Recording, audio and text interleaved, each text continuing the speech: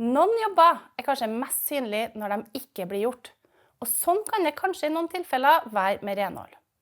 Dessverre sier mange renholdere at de i stor grad opplever tids- og arbeidspress, og at arbeidet kan være tungt. Sykefraværet høyt, og faktisk oppgir halvparten av de sykemeldte at fraværet skyldes forhold på jobb. Renholdsbransjen også for mange av utenlands opprinnelse det aller første møtet med norsk arbeidsliv. Og derfor kan det ha stor betydning for hvordan mange føler seg tatt imot i Norge. Renholdere gjør en svært viktig jobb i hele landet. Men hva skal til for at de som jobber i denne bransjen ikke skal bli syke eller skadet av jobben, men tvert imot ha det bra på jobb? I dette webinaret skal vi snakke om det psykososiale arbeidsmiljøet i renholdsbransjen. Du skal få høre fra tillitsvalgte, verneombud og ledere i bransjen. Og du skal få høre om et verktøy som kan bidra til et bedre samarbeid på arbeidsplassen. Men først litt fakta om hva som kjennetegner arbeidsmiljøet for dem som jobber innen renhold. Ifølge Statens arbeidsmiljøinstitutt sier 41% av de som jobber i renhold at de har ryggsmerter. 38% oppgir armsmerter, og 44% sier at de opplever nakke- og skuldersmerter. Disse plagene kan helt eller delvis knyttes til forhold på jobb. Denne typen plager knyttes til at renholdsarbeidet i noen tilfeller kan være nok så tungt fysisk, eller at arbeidet er ensformig. Det vil si at noen få arbeidsoperasjoner gjentar store deler av dagen. Men muskel- og skjelettplager kan også knyttes til andre viktige forhold på jobb, som for eksempel det å jobbe mye alene, lite støtte fra leder eller kollega, eller det å ha høyt tidspress. Dette kan dessuten også føre til arbeidsrelaterte psykiske plager og sykefravær. 65% av de som jobber innen renhold innvandrere. For mange renholdsarbeidsplasser betyr det et mylder av ulike språk og kulturer. Det betyr ofte en berikelse og at man kan lære av hverandre, men det kan også by på utfordringer som misforståelser og manglende informasjon. Så, renholdsarbeidere har en viktig og til og med en samfunnskritisk jobb. Og samtidig så det forhold i denne jobben som kan føre til sykdom og skade. Hva sier ansatte i bransjen selv? Vi skal høre fra Simona, Said og Erika. De jobber alle sammen med renhold.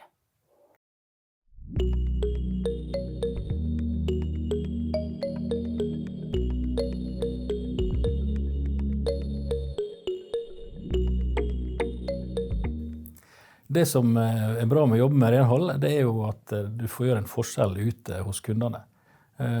Mange av våre ansatte synes det kjekt å liksom kunne bidra og gi det lille ekstra. Og liksom det at de opplever at vi nyttige. Og det så vi spesielt under covid, at vi da ble definert som en viktig samfunnstjeneste. Så det tror jeg motiverende for mange av våre ansatte. Det mange som tenker at det var vaskedammer, og de bare vasker, det ikke så vanskelig. Men det kjempevanskelig, hvis du tenker på. Ikke alle kan gjøre det heller. Hvis en renhold kommer ikke på jobb, så blir det kaos, veldig dårlig klima, og inneklima, og ja. Det som bra at du føler deg viktig. Du føler at du gjør en veldig viktig jobb for å hjelpe samfunnet.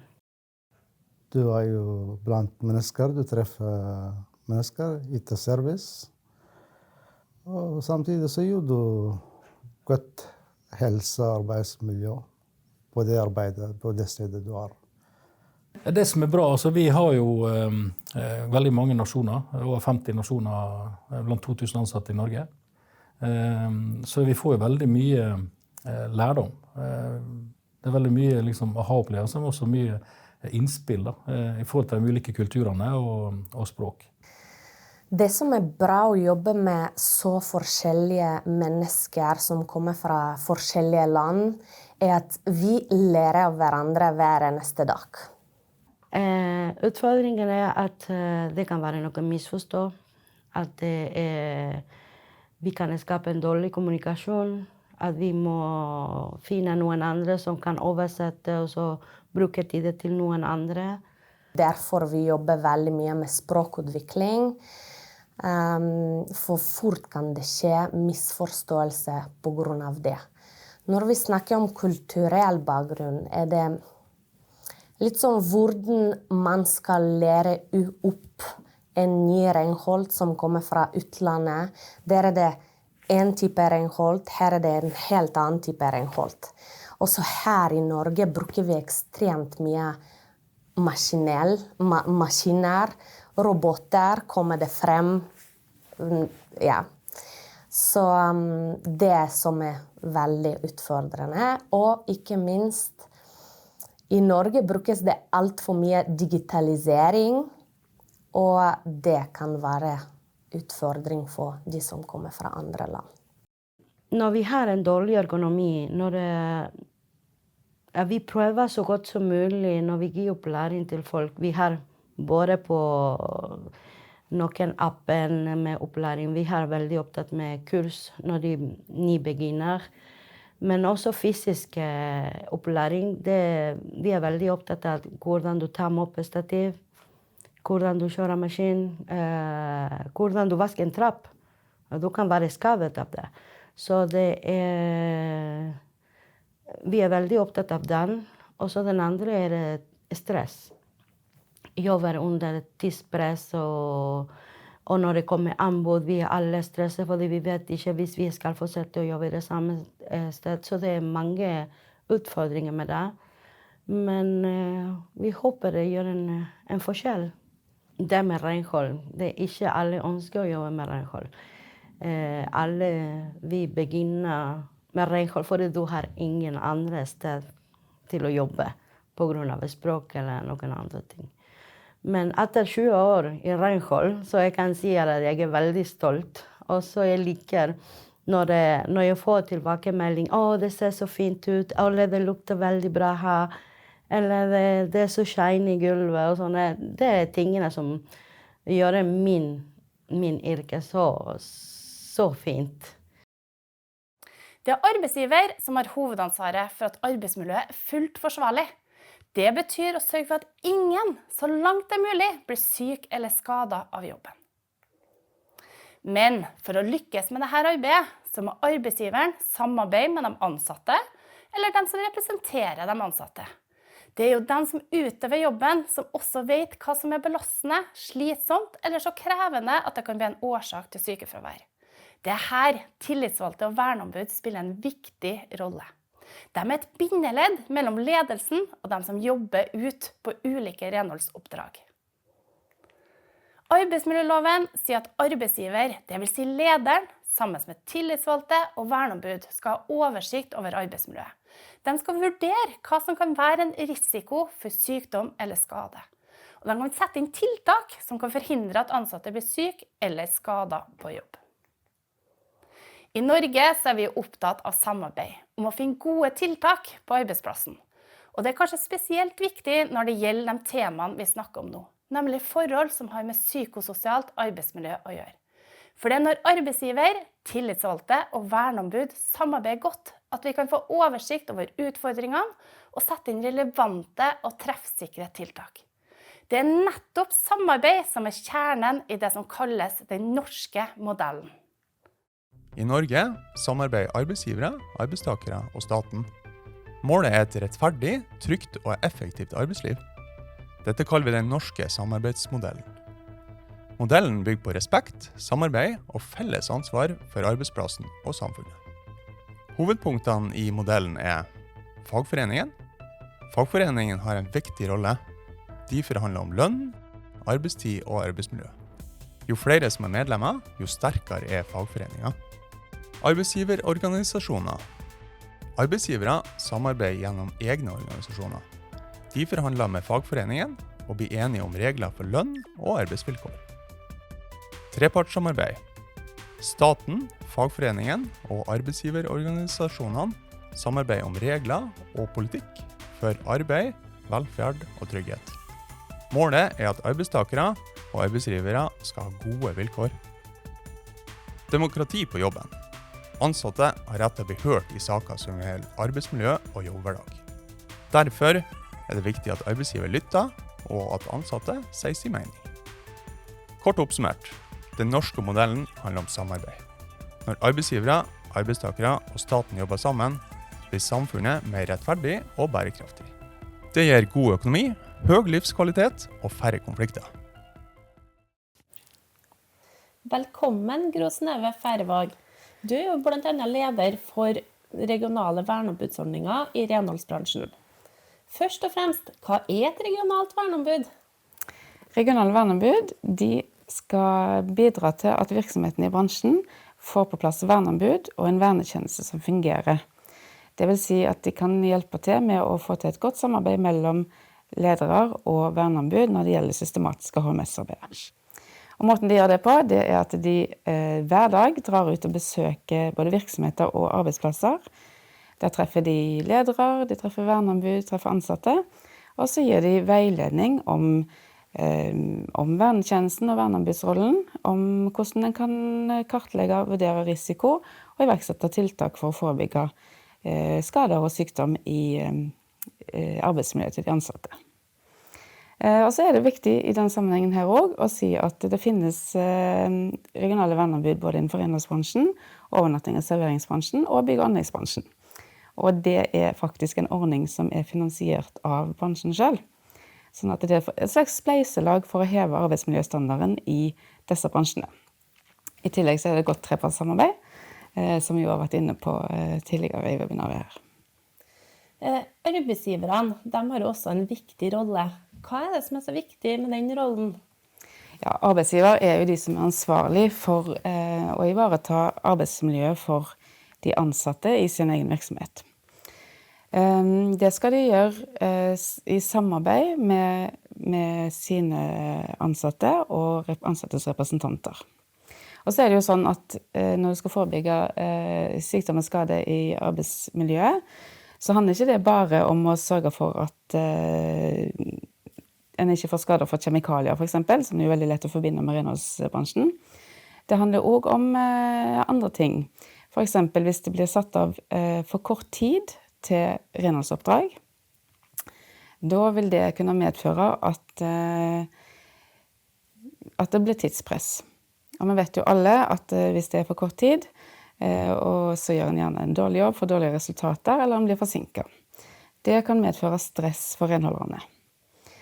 Og hvis en renholder står i et sånt stress over lang tid, uten muligheten til å påvirke det, så kan han få belastninger både fysisk og psykisk, og kan i verste fall bli syk. Så dette er det veldig viktig at arbeidsgiver tar ansvar for å forebygge, sammen med verneombudet.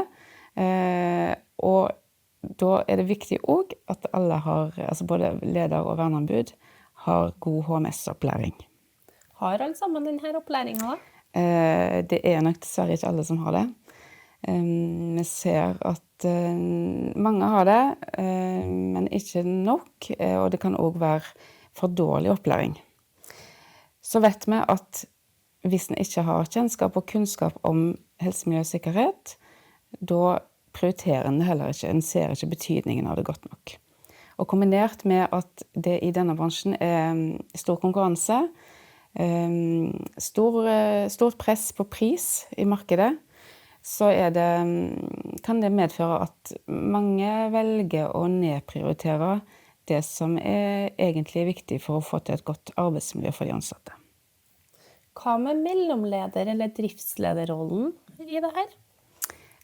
Ja, for det første må jeg også si det at vi ser også at det er ledere som faktisk prioriterer arbeidsmiljøarbeidet og synes at det er viktig. Og da er det en suksessfaktor faktisk for at den bedriften skal gå bra.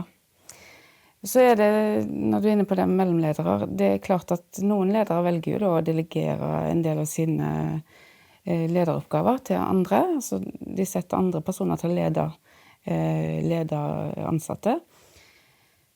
Så må en huske på at de må også få opplæring, sånn at de kan ivareta arbeidsmiljøet til sine ansatte. Og det kan ofte være litt utfordrende. Og hvis ikke de får opplæring, så er det egentlig dårlig gjort, både for de som er satt til å lede andre, som ikke får de verktøyene de trenger og den kunnskapen som de trenger for å mestre den delen av jobben sin. Og det er dårlig gjort for medarbeiderne som ikke får god nok oppfølging når det gjelder arbeidsmiljøet.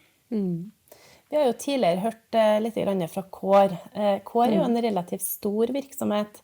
Men hva tenker du skal til for å få til det gode samarbeidet i litt mindre og små virksomheter? Ja, det er jo sånn at det er faktisk de samme tingene en må gjøre. Så er det færre folk å spille på, mer sårbart sånn sett. Men det aller viktigste det er at de, som jeg var inne på, at leder har kunnskap, opplæring og interesse for HMS-arbeid, og at verneombudet har det samme, og at de sammen setter av tid til å jobbe systematisk med det forebyggende arbeidet. Og også sammen med ansatte. Så kan det her være vanskelig, og da vil jeg anbefale å for eksempel kontakte oss i regionale verneombud for å få råd og veiledning, finne informasjon på våre nettsider, eller selvfølgelig bedriftshelsetjenesten. Alle renholdsbedrifter skal jo ha en avtale med bedriftshelsetjeneste.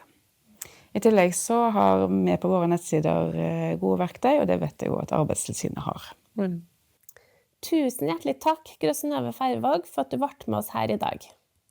Arbeidstilsynet har utviklet et verktøy som skal være med å tilrettelegge for samarbeid på arbeidsplassen, og ikke minst det å sette på agenda viktige temaer som vi vet har betydning for det psykososiale arbeidsmiljøet. Verktøyet er gratis, og det er tilgjengelig på alle flater. Det er skreddersydd for renholdsbransjen, og du kan bruke det på alle forskjellige språk. Arbeidsmiljøhjelpen er et verktøy for å utvikle og forbedre arbeidsmiljøet. Verktøyet er basert på forskning fra STAMI og erfaringer fra Arbeidstilsynets inspektører. Gjennom diskusjons- og refleksjonsoppgaver leder verktøyet dere gjennom arbeidet med å finne ut hva som er bra i deres arbeidsmiljø, og hva som bør forbedres. Resultatet er en handlingsplan som dere kan bruke for å utvikle arbeidsmiljøet. Det finnes en egen veileder for dem som skal lede arbeidet. Her finner du tips om hvordan du gjennomfører en god prosess fra start til slutt.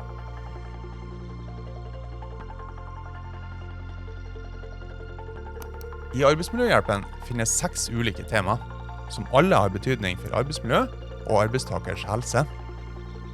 Arbeidstid, manuelt arbeid, omstilling, organisering av arbeidet, tids- og arbeidspress, og jobb med mennesker, som handler om det å ha kontakt med for eksempel kunder, pårørende, elever eller kollegaer.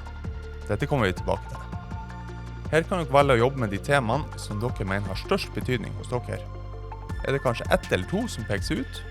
Eller så kan dere velge å jobbe dere systematisk gjennom 1 tema av gangen.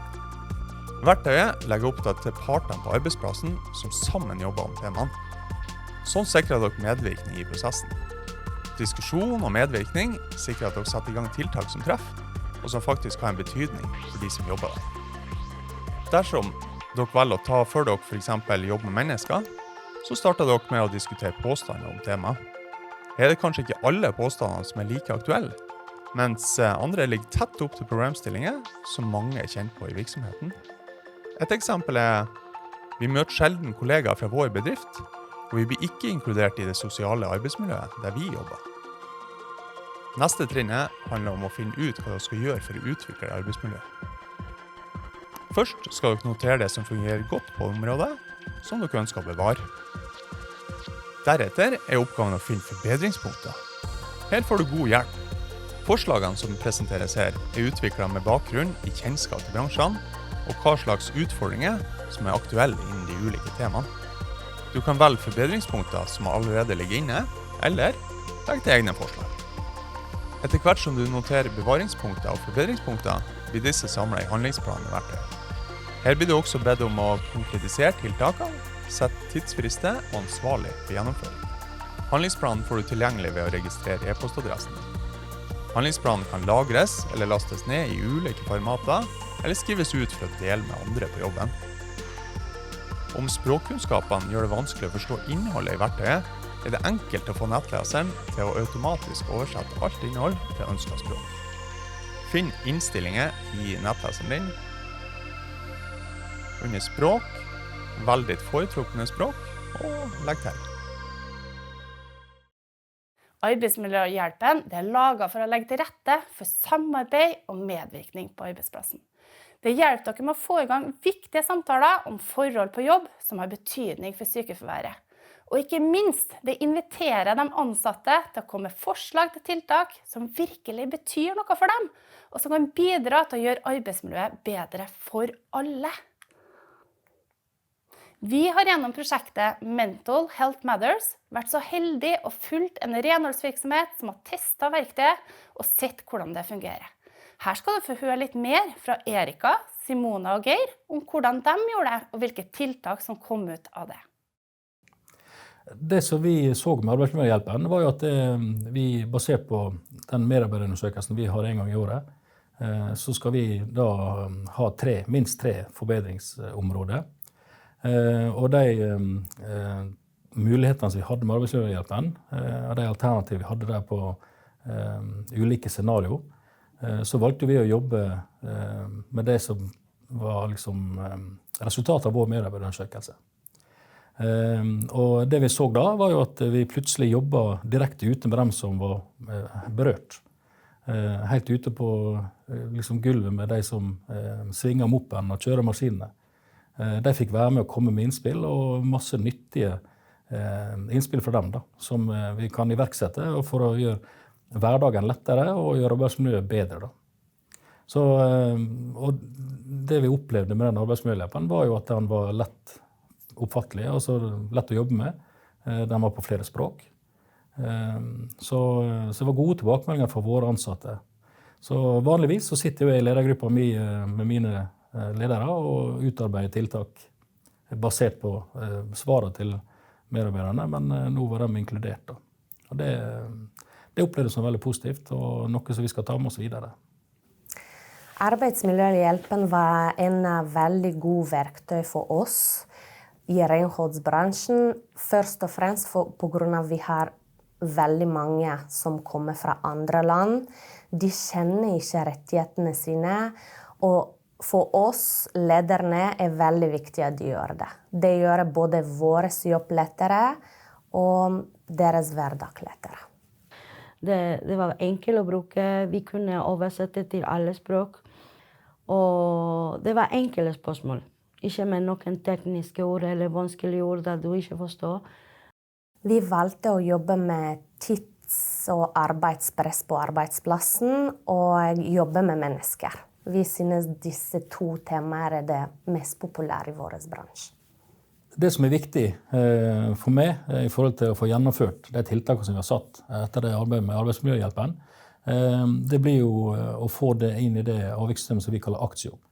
Jeg har månedlig gjennomgang med mine, hvor vi i Aktio, så det er et styringssystem som vi har i Kår, hvor vi legger inn alle handlingsplaner i forhold til det som er lovpålagt, men også det som vi gjør av interne aktiviteter for å bedre arbeidsmiljøet og redusere sykefravær. Så det vil jo bli lagt inn som et tiltak med ansvarlig leder på hvert enkelt tiltak, som jeg kommer til å følge opp da, månedlig med de gjennomgangene som vi har. Vi har laget en handlingsplan, og vi har kommet med flere tiltak. Første tiltak var språkutfordringene, og Kår har satt i gang en nettbasert kurs i nivå A1 og A2, som kan utbedre språkmisforståelsene på arbeidsplassen. Den andre tiltak vi har satt i gang er en-til-en samtale med våre medarbeidere, og oftere teammøte der det jobber flere i et team. Vi har også begynt med verneombud i oktober. Vi har valgt 5 verneombud. Vi har jobbet veldig hardt. Vi har gått. Alle skjønner med. Alle skjønner hvilken verneombud i sitt område. Vi er over 80 ansatte. Så vi har delt alle verneombud i forskjellige avdelinger. Men det er kjempebra at folkene vet at vi eksisterer, at vi gjør jobben vår. Så vi har gått veldig langt med handlingen. Men det er en jobb som ikke slutter. Å snakke med folk, å snakke med nye folk, og føle at folkene føler seg integrert. Det er veldig viktig for oss. For når du trives, så du jobber bedre, egentlig. Når du er glad på jobb, så det spiller ingen rolle hvis du jobber hardt.